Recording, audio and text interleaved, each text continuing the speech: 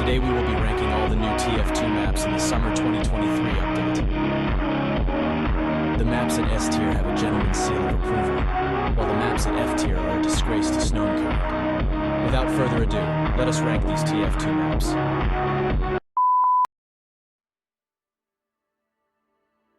First up is Sulfur.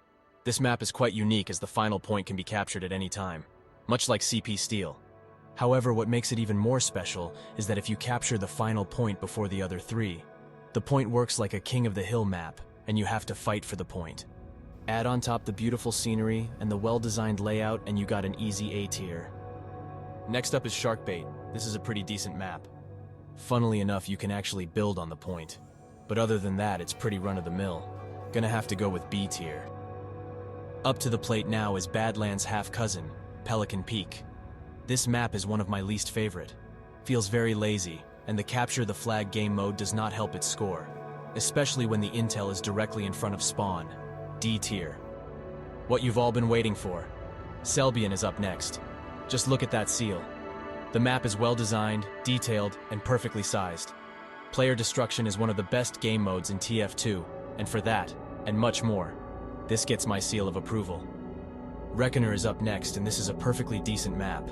It's a generic 5 CP map, which I can't say I'm a fan of. The visuals are decent, so I don't have any reason to place it any lower than B tier.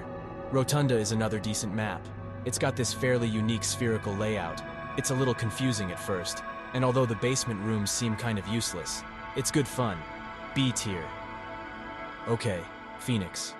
Some of you may dislike this opinion, but I'm not the biggest fan of this one. For some reason, it looks very similar to Route 66 from Overwatch, although I've never played. It favors the attackers a lot and feels quite unfinished. C tier. Venice. This map has long sightlines, strange textures, extremely tight choke points. Not to mention there's literally just a hole in the wall.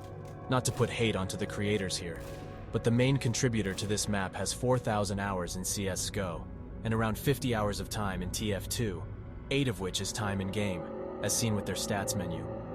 Would it be surprising to say F tier? Yeah, F tier.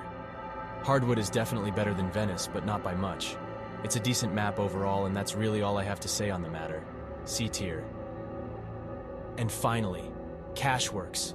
Have you seen this map? Just look at this layout. Should be called Downhill Battle. This map looks like it was cobbled together in a couple weeks, maybe months. And we all remember how this was on day one.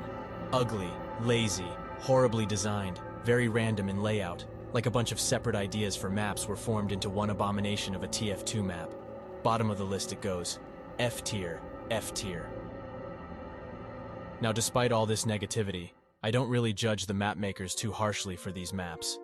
Map making is very long and difficult. I've made my own, in fact. I get it. You want your map in the game, but filling the workshop with half-baked maps only makes it harder for everyone to get the true gems buried in the workshop. I'm mainly disappointed that Valve, after that Whatville disaster, is still picking these maps at seemingly random. And with that, this video is over. Thanks for listening, and thanks to the Snowman King for giving me a platform. You should probably subscribe to them, and try to find how many times I've said map in this video. Goodbye for now. Cara.